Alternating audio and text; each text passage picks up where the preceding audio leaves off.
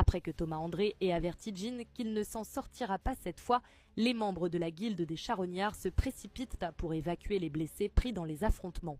Un homme jette un coup d'œil, Thomas André s'élance du sol, fonçant vers Jin Woo. Alors qu'il s'approche, le monarque des ombres contre-attaque en prenant appui sur sa tête pour se propulser en arrière. Cependant, en utilisant capture, Thomas le ramène vers lui.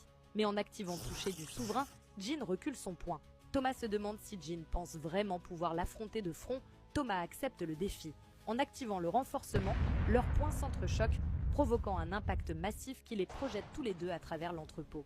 Jin Woo atterrit tandis que Thomas surgit des décombres. Fonçant à toute vitesse, Thomas lance ses poings vers lui, mais Jin esquive. Alors que l'attaque d'André fait exploser le sol derrière lui, Jin l'attrape par les cornes et lui assène un violent coup de genou en plein visage. En lui fissurant le crâne, les agents du bureau des chasseurs arrivent. Consternés par l'intensité du combat, quel genre de monstres sont-ils pour émettre autant d'énergie magique? Un agent avertit Adam White que la situation devient dangereuse. Il lui conseille de se tenir prêt. Alors que les titans traversent l'entrepôt, Adam se demande ce qu'il est en train de voir et l'agent lui confirme qu'il s'agit bien de Thomas André.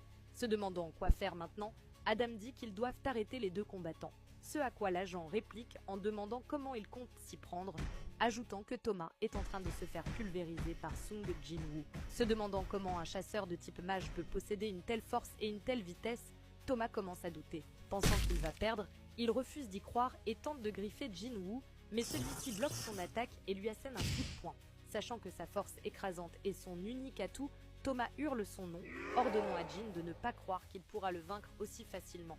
Mais Jin l'assomme d'un coup de coude à la tête et répète « Je te l'ai dit, peu importe qui tu es ». Il continue à le cogner encore et encore.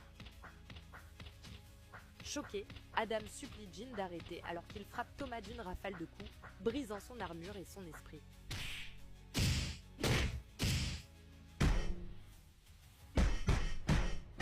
Admettant sa défaite, Thomas déclare « C'est fini, j'ai perdu ».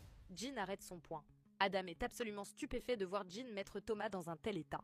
Se demandant combien d'autres chasseurs au monde pourraient faire cela à Thomas, il se demande même s'il en existe un autre. Il note que si le public apprend cela, cela bouleversera complètement l'équilibre du monde. Ordonnant à un chasseur de soigner Thomas, il réalise qu'il ne pourra pas le faire seul, car chaque os de son corps est brisé et il saigne abondamment.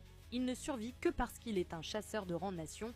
N'importe quel autre chasseur serait déjà mort 10 fois avec de telles blessures. Réalisant qu'il n'y a eu aucun mort, Adam conclut que tout bien considéré, la situation n'est pas si grave. Mais soudain, un agent rapporte que le chasseur Wang Dong-soo ne respire plus, que son cœur a cessé de battre et que Sung Jin-woo a disparu. Abonne-toi pour la suite.